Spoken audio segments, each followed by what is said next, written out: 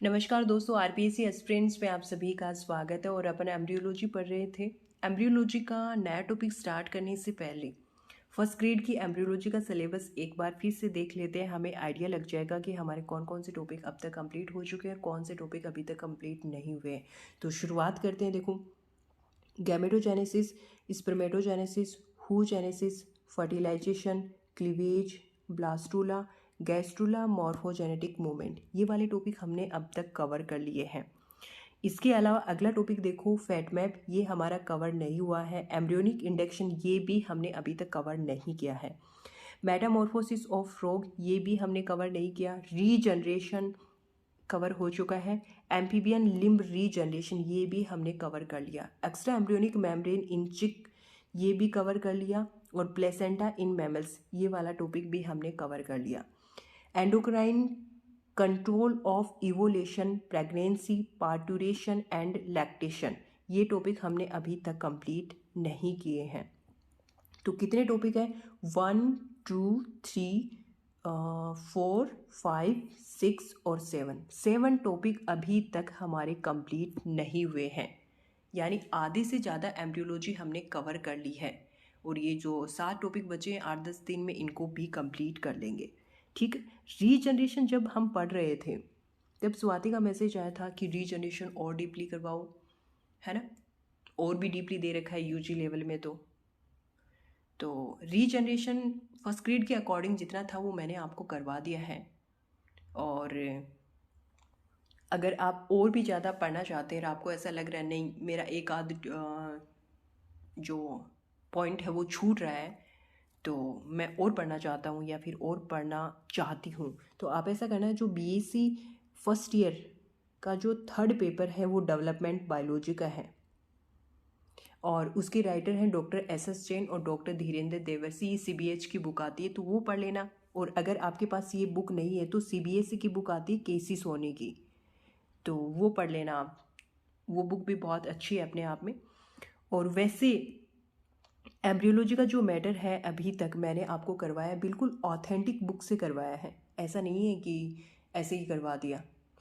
आप ट्रस्ट कर सकते हैं और आपने देखा भी होगा अभी तक, अगर जो बच्चे देख रहे हैं लिख रहे हैं उनको पता भी होगा कि जो मैटर है बिल्कुल ऑथेंटिक बुक से मैंने करवाया। ये वाला जो मैटर है ये भी आप पढ़ कर के जाते हैं एग्जाम में, इसके अलावा भी कुछ नहीं पढ़ते तब भी आप एम्ब्रियोलॉजी के क्वेश्चन सॉल्व कर लोगे आराम से।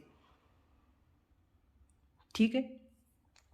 तो लेकिन फिर भी आप पढ़ना चाहते हैं तो वो आपकी मर्जी, आप पढ़ सकते हैं। ऐसा नहीं है कि बिल्कुल पढ़ना ही नहीं है, बिल्कुल पढ़ सकते हैं। अब एक्स्ट्रा अपनी तरीके से जितनी मेहनत करोगे वो तो काम ही आएगी, है ना। तो ये था।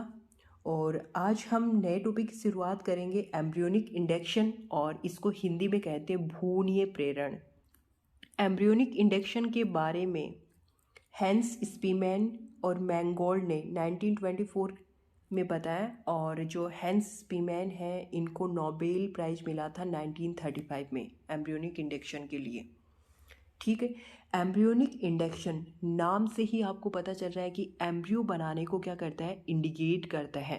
कहने का मतलब है कि एक एम्ब्रियोनिक टिश्यू दूसरे एम्ब्रियोनिक टिश्यू को एम्ब्रियो बनाने के लिए क्या करता है, इंडिकेट करता है। That is called embryonic induction. अब एम्ब्रियो बनाने के लिए इंडिकेट करता है, इसका मतलब क्या हुआ कि एम्ब्रियोजेनेसिस प्रोसेस होती है। कौन सी प्रोसेस होती है? एम्ब्रियोजेनेसिस प्रोसेस होती है। और एम्ब्रियोजेनेसिस प्रोसेस में आप सबको पता है कि एम्ब्रियो का फॉर्मेशन होता है। और जब एम्ब्रियो का फॉर्मेशन होता है तब सेल कैसी होती है भाई? एम्ब्रियोनिक स्टेज में सेल कैसी होती है? अनडिफ्रेंशिएटेड सेल होती हैं और बाद में वो सेल्स डिफ्रेंशिएटेड हो जाती हैं।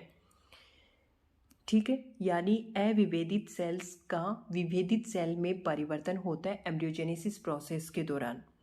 फॉर्मेशन ऑफ रूडिमेंट्री स्ट्रक्चर अल्प विकसित संरचना का भी निर्माण होता है।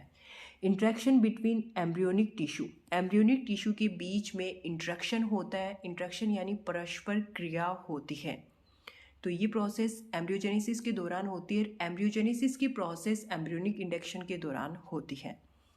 तो डेफिनेशन देखो, एक एम्ब्रियोनिक टिश्यू दूसरे एम्ब्रियोनिक टिश्यू को एम्ब्रियो बनाने के लिए क्या करता है, प्रेरित करता है, इंडिकेट करता है।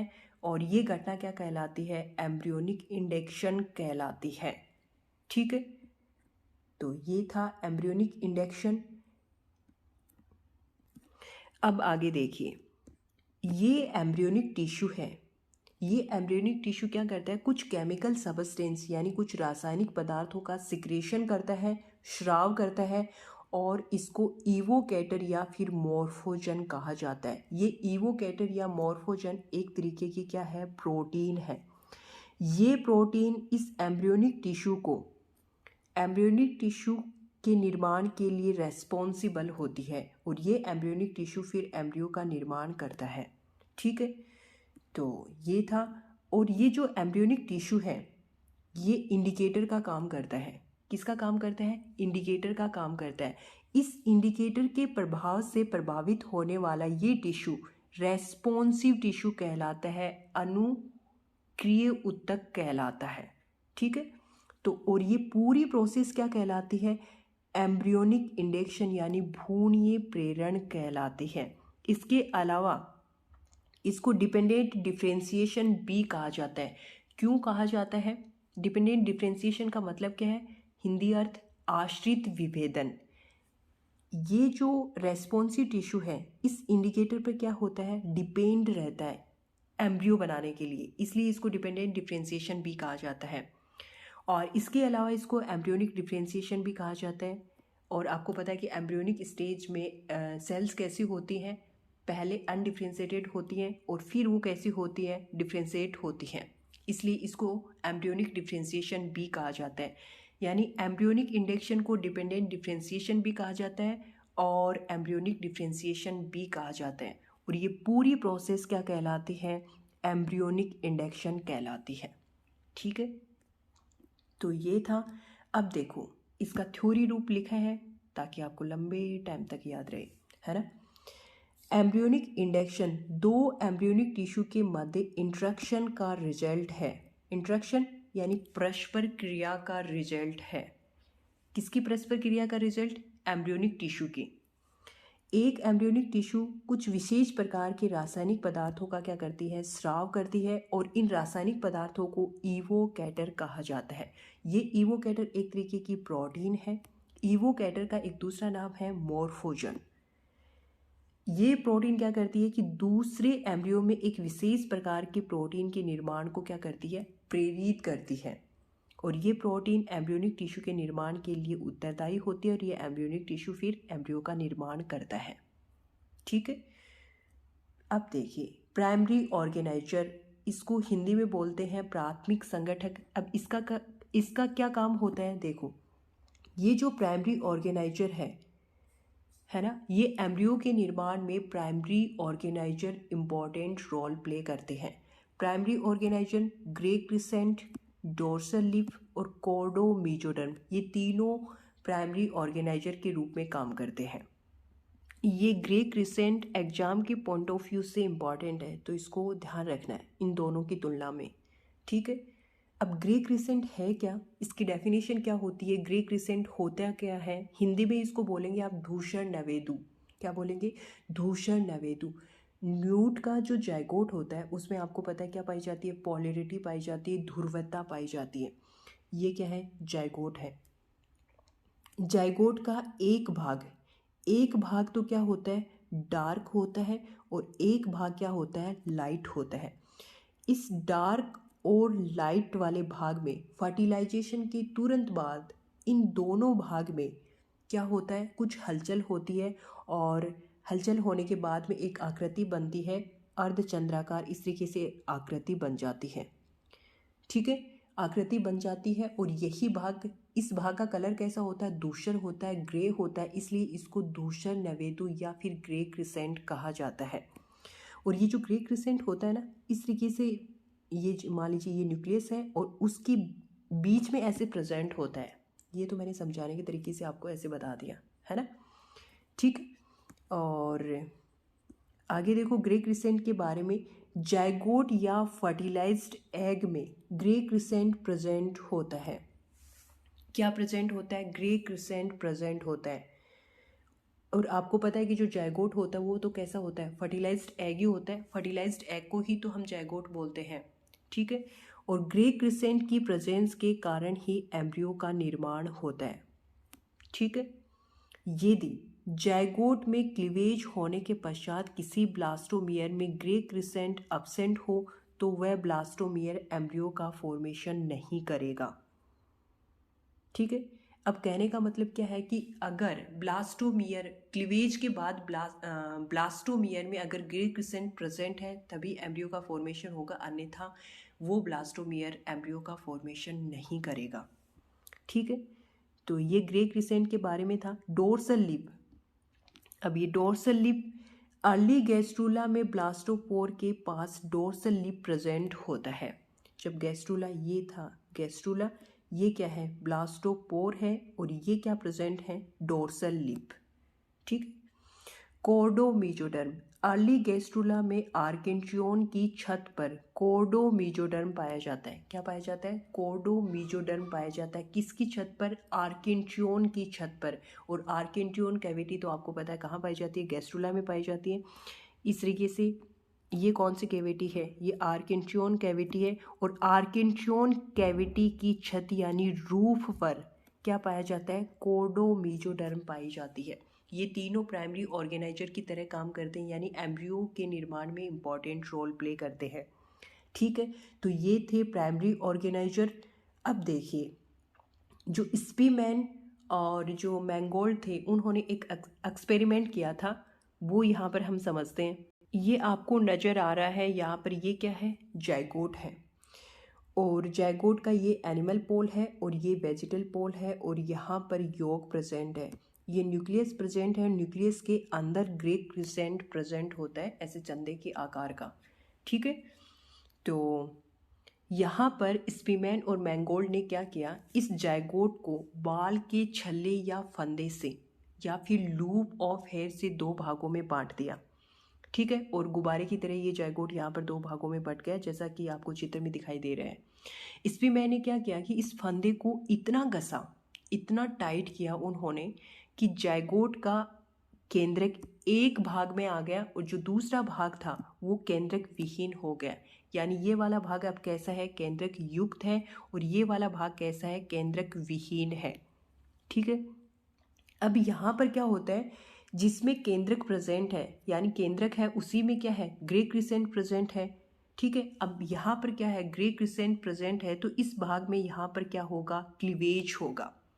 क्लीवेज होगा तो ब्लास्टोमेयर का निर्माण होगा, 2 4 8 16, इस तरीके से ब्लास्टोमेयर का क्या होगा, निर्माण होगा, ठीक है। लेकिन यहाँ पर तो ग्रे क्रिसेंट क्या है, अब्सेंट है। इसका मतलब इधर तो नो क्लीवेज, यानी यहाँ पर तो क्लीवेज नहीं होगा। क्लीवेज नहीं होगा इसका मतलब यहाँ पर तो ब्लास्टोमेयर भी नहीं बनेंगे, ठीक है।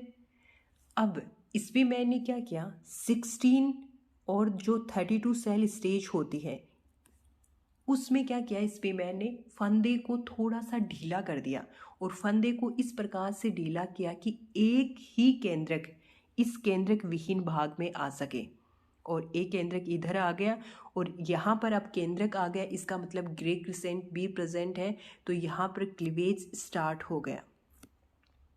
हो गया स्टार्ट, हाँ हो गया। कुछ टाइम के बाद में दोनों से सामान्य एम्ब्रियो यहाँ पर बन जाते हैं। तो ये इनका एक एक्सपेरिमेंट था। तो इससे क्या निष्कर्ष निकलता है कि जाइगोट में ग्रे क्रिसेंट अगर प्रेजेंट है तो एम्ब्रियो का फॉर्मेशन होगा, और यदि जाइगोट में ग्रे क्रिसेंट को हटा दिया जाए तो एम्ब्रियो का फॉर्मेशन नहीं होगा, ठीक है। इसका मतलब समझ में आ गया कि अगर जाइगोट में ग्रे क्रिसेंट प्रेजेंट है तो एम्ब्रियो का फॉर्मेशन होगा, और अगर ग्रे क्रिसेंट को वहाँ से हटा दिया जाए तो वो एम्ब्रियो का फॉर्मेशन नहीं होगा। और यहाँ पर एक एक्सपेरिमेंट और देखिए, इन्होंने एक और एक्सपेरिमेंट किया था। ये क्या है, जाइगोट है, और आपको पता है यहाँ पर क्या प्रेजेंट है, ग्रे क्रिसेंट प्रेजेंट है। ग्रे क्रिसेंट प्रेजेंट है इसका मतलब यहाँ पर क्या होगा, क्लीवेज होगा, ठीक है। क्या होगा, क्लीवेज होगा। तो यहाँ पर देखिए, यहाँ पर क्लीवेज हो गया और ये ब्लास्टोमियर यहाँ पर बन गए, आपको नज़र आ रहे हैं। तो ग्रे क्रिसेंट यहाँ पर इस वाले भाग में प्रेजेंट है, इस वाले भाग में यहाँ पर ग्रे क्रिसेंट प्रेजेंट नहीं है। इसका मतलब यहाँ पर तो एम्ब्रियो का फॉर्मेशन नहीं होगा, क्योंकि यहाँ पर क्या है, ग्रे क्रिसेंट प्रेजेंट नहीं है। और यहाँ पर प्रेजेंट है, इसका मतलब एम्ब्रियो का फॉर्मेशन होगा। लेकिन कुछ समय बाद स्पीमैन क्या करते हैं, यहाँ पर ये जो ग्रे क्रिसेंट आपको नज़र आ रहा है ऊपर प्रेजेंट, इसको इस वाले भाग में ट्रांसफ़र कर देते हैं। क्या कर देते हैं, ट्रांसफ़र कर देते हैं। अब ये एम्ब्रियो का फॉर्मेशन करेगा ये वाला भाग भी, लेकिन ये जो एम्ब्रियो बनेगा ये सामान्य एम्ब्रियो नहीं होगा, ये अल्प विकसित एम्ब्रियो होगा। एक अल्प विकसित यानी रूडिमेंट्री स्ट्रक्चर होगी, या फिर मैं ऐसे भी कह सकती हूँ ये कोशिकाओं का अव्यवस्थित पिंड होगा। ठीक है, इस पिंड को स्पीमैन ने बॉच स्टक या फिर बेली पीस कहा। ठीक है, और इस बेली पीस में लंग सेल प्रेजेंट होती हैं, लीवर सेल प्रेजेंट होती हैं और इंटेस्टाइन सेल भी प्रेजेंट होती हैं। कौन सी सेल यहाँ पर प्रेजेंट नहीं होगी, स्केलेटन सेल यहाँ पर प्रेजेंट नहीं होगी, और साथ ही नर्वस सेल्स भी यहाँ पर प्रेजेंट नहीं होगी। तो अभी आपने देखा कि जो पहला एक्सपेरिमेंट हमने पढ़ा था, तो उसमें क्या हुआ कि कुछ समय बाद में अगर केंद्रक दूसरे जो केंद्रक विहीन भाग में हमने भेजा, तो वहाँ पर फिर सामान्य एम्ब्रियो का निर्माण होता है। लेकिन यहाँ पर भी हमने ग्रे क्रिसेंट कुछ समय के बाद ही ट्रांसफ़र किया, लेकिन यहाँ पर सामान्य एम्ब्रियो का फॉर्मेशन नहीं होता। तो आप लोगों के दिमाग में सवाल आएगा कि उसमें तो एम्ब्रियो का निर्माण हुआ, लेकिन यहाँ पर एम्ब्रियो का निर्माण नहीं हुआ, ऐसा क्यों हुआ? ऐसा इसलिए हुआ, जो पहला एक्सपेरिमेंट था उसमें जो प्लेन था यानी जो तल था वो कैसा था, लंबवत था। कैसा था, लंबवत था। और इसमें जो प्लेन था वो कैसा था, समानांतर था। कैसा था, समानांतर था। ठीक है, और इस दोनों एक्सपेरिमेंट से निष्कर्ष निकलता है कि प्लेन भी एम्ब्रियो के फॉर्मेशन में एम्ब्रियो की फॉर्मेशन को प्रभावित करता है। ठीक है, तो ये एक्सपेरिमेंट था स्पीमैन और मैंगोल्ड का, और आगे इनका एक एक्सपेरिमेंट है और भी, वो हम अगली क्लास में देखेंगे। तो इस वीडियो लेक्चर में इतना ही। जय हिंद, जय भारत।